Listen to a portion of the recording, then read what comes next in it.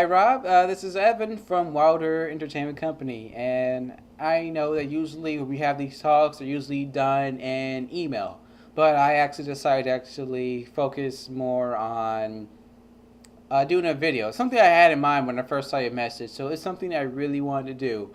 So I have a lot of things I want to actually talk to you about, and this is just treat this as a regular conversation because it is. So I'm actually very glad you actually got an accountant. Most people, including myself, actually will probably do his own research. But the fact that you actually got a accountant, especially one as a friend, that's actually very, very resourceful. And thumbs up for that. Congratulations on that regards. That's actually pretty good. So I also understand that you also want to be a solo trader because managing a business entity takes a lot of money. I got nothing against that. Honestly, that's what I'm doing right now. Off tangent.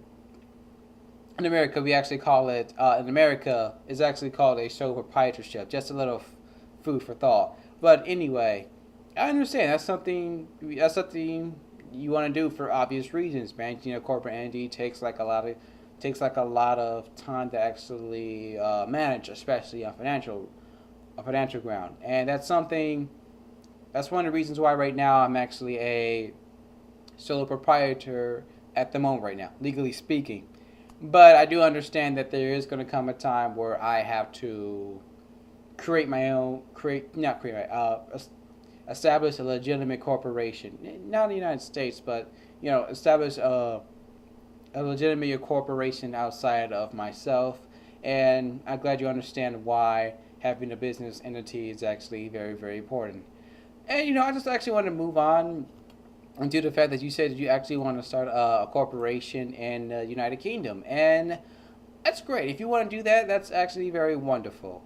And I just want to say that if you're going to make a decision of where to actually establish your business, legitimate wise, just make sure that you've actually researched all your options because some options are better than other options, like establishing a business here legitimate in the United States. Well, when I become an expatriate, I mean by the legitimate sense, as in renouncing the U.S. citizenship, I may have to end up giving up my assets. That's why I'm looking into establishing.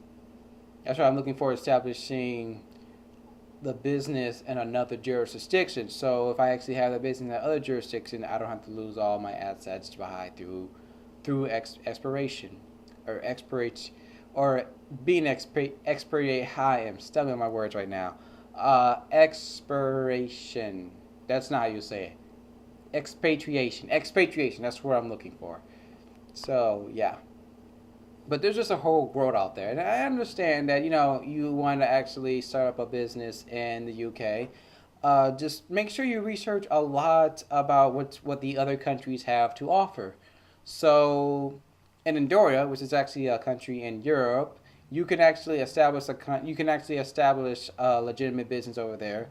I mean, there are a few key things, but they're not really big. I mean, for starters, you need one minimal employee, and you actually need to make sure the business is actually producing. I think above 1,000 or to $10,000. My memory's kind of fading on that, but you can easily establish a business. And I think one of the best things about establishing a business in Andoria is that you get to enjoy some of the lowest corporate you get to enjoy some of the lowest taxes in the world. So if you need help establishing where you want to establish your business legitimately in which country, I will be open to helping you with that, and I'll actually do my part to actually research about that as well.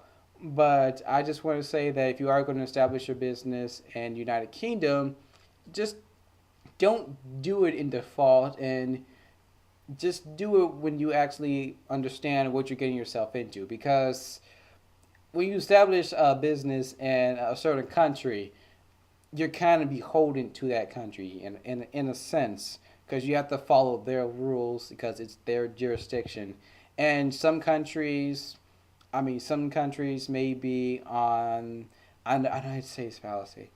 Some countries may not be as business friendly as other countries are. So the countries that are really business friendly would be Chile, Hong Kong, Andorra, as I said before, and some other countries that are may not be so business friendly could be the. I think the first one that comes to mind is the United States and Greece. Yeah, I just heard about Greece and like a socialist political party kind of actually came into not came into yeah I want to say came into power because actually they were just actually recently elected, and basically they're promising all these things. Like one of these things they're actually promising is actually free electricity to people in Greece, and it's a very important to understand that it's very important to understand that when you register a business in a certain country, you're kind of inheriting some of this drama as well. That's kind of the truth of the matter is, but that's just the way it is for right now. So just be really, really thoughtful about where you really want to actually register your business, and if you need help registering, which will be the best country for you, I mean, and what your concerns are when it comes to registering this business, feel free to contact me. You can do video, or you can actually do video. So that actually would be great too. So moving all along, I'm open to a 2%, 2% for a lawyer, because I said before in the email, I said we can do 49, 49, 1%, and you want to do 2%, and you kind of wonder like, well, what kind of things could we end up arguing about? Honestly, I don't know, and I think that's how a lot of fights start because most fights don't start with well, if I most fights that actually happen between two friends or two comrades or even relationships, they usually come out of nowhere, and they usually come from when another person has a misunderstanding that the other person has. So these things tend to actually happen on their own. So I don't know what kind of disputes they will actually be between us, and that's why I'm actually safeguarding both of us, really both of us, in order for us to actually have a legitimate discussion, and for both of us to actually feel that the transaction that we both have was actually fair. So that's actually one of the reasons why I'm actually saying it should be actually equal, and we should actually have a mutual third party that we both agree to that we can actually trust. So that's actually one of the reasons why I said again a lawyer. But I don't know a few things that came to mind. I wrote down a few ideas, but most of it doesn't really seem to be like a big problem because if you have only if you have like 48.5, because lawyer has 2% now thanks to what your suggestion, then you get well what 48%. Your business gets 48% of the profits, and our business gets 40% of the profits. So therefore, I mean, we're kind of equal in the finances front. I mean, you could actually argue about where you want the brand to be taken towards, and I think that's probably the one thing that may come up. But I think I'll do my best to keep. I'll do my best to make sure that your brand is actually represented in your vision in the best way as possible. Advertising and promotion, I don't think that's going to be a problem. One thing that I do have in mind for the shows is that like during the I don't want to call them commercials because our shows are kind of structured in a traditional fashion, and there's like commercials between them. And I have been doing research that a lot of people don't like watching commercials. They just put up with them just to get to the show.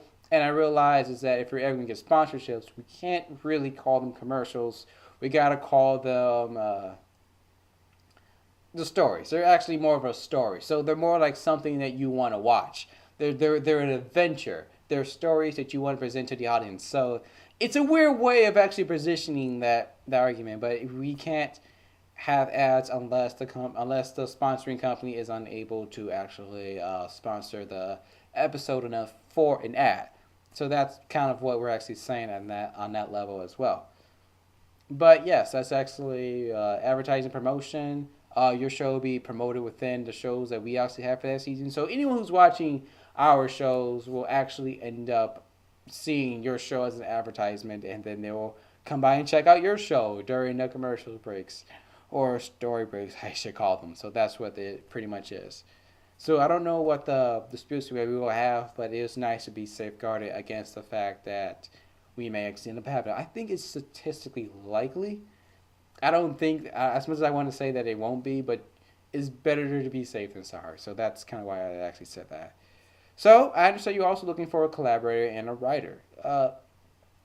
I would love to be a writer for your show, Myth Tales of Myth Earth. I could send you my work, but I think I've done it over the past year, and I could actually be a guest writer on your show. Write 2 episodes. I was thinking about this like what, like 2 months in advance. I was like, this show's pretty good. I would like to be a guest writer there. Yeah, see what it's like to actually be a writer on another person's show. So that's something that did come to mind. So maybe not as a main writer as you, but maybe guest write a few episodes. I'm thinking 2 or 3 for the season, and I can actually do that. I probably would be more available to do that during, definitely after or during the first round of crowdfunding. I think probably when I say during the first round of crowdfunding, I mean probably towards the end where we probably already hit our goal, and I'm just doing additional marketing at that point. So that's pretty much it. So, answer your question? Yes. Oh, so you actually want to know how I'm doing? I am doing quite fine. Recently I moved with my brother for a while, and I'm setting things up before I get ready to leave the country. I'm gonna right now I have to pay rent, and after that I have to focus most of my funds into getting a passport so I can actually leave the country. So I don't have a passport at the moment right now. So that's kind of what I'm focusing on at the moment. I'm also trying to find a balance between freelancing and the Wilder Entertainment Company because last week I just spent like most of it on freelancing because bills at this point, and I think that's a horrible way of looking at it. I mean, it's true. We do all have bills to pay, but it's not the best way to look at it. So I actually chose to actually look at what I'm doing is to focus on okay, what are the clients I can actually find, and how do I present with the best value, and how do I actually present them with a reasonable price? Because I think when I first started off with freelancing, especially with a factory job and a movie job, I was seriously underselling myself, and I decided to say, well, I'm not going to compete on price as a freelancer anymore. So right at that moment right now, I'm focusing more on building a brand around that, so I can actually have more time on Wilder Entertainment. So that's kind of what I'm actually doing at the moment. I'm also in the middle of designing the website for the Wilder Entertainment Company. It still has a few kinks on it, but that's kind of what I'm doing at the moment right now. And after that, I'm going to make it live, and that everyone who's actually involved with Wilder Entertainment can actually write their blog posts of what they're actually doing with their shows or with their careers. And because I do feel that when I look at multi-channel networks, they have personalities, and I think that's the one thing that makes the difference between them is that their assets are personalities and our assets are franchises. But at the same time, we should also have personalities involved with us as well. So I just want everyone to actually end up having have a brand outside of Wilder Entertainment, and actually present like, okay, this is what I do, this is how I did this, and I'm very happy that I did it. And even if they do end up leaving Wilder Entertainment, they'll at least have a few followers that actually know where they are, who they support, and they'll be fine even with or without us. So I'm happy for that. See, yes, you already seen the expectation sheet, and the expectation sheet has like a whole bunch of companies I want to start with the show. And it was for the longest difficult to really think about all those different companies at the same time. But then I realized that it's better to think of these companies as product lines, and it makes it a lot simpler because instead of thinking of just like all these different like 12 companies all at the same time, I'm thinking of them like 12 product lines under this one big company. So I'm very happy about that as well. And I think the one thing I've actually did was I'm beginning to care a less about what others think of me. I used to do that a lot. I used to really care about what other people think of me, and I think it started with my mom a bit. Like, you should do this, and if you don't do this, then you're not gonna be successful in life. And sometimes I do this. And sometimes I do tend to care a little bit about what others think with my girlfriend, especially when we get into fights. It's not like she's controlling. She's not controlling. She's not the controlling type of person. But sometimes, when she's like really upset, I try to do my best to cater to her. And I kind of realized that's not really the best way to deal with a lot of relationships. So I started to care a little bit less. It's more. I mean, I still care about them. It's not like, oh, I'm better than you and everything like that. It's more of a form of, well, I would love to keep your opinion at heart, and if it actually makes sense, I will reevaluate it closely. But but the process I had before, it wasn't.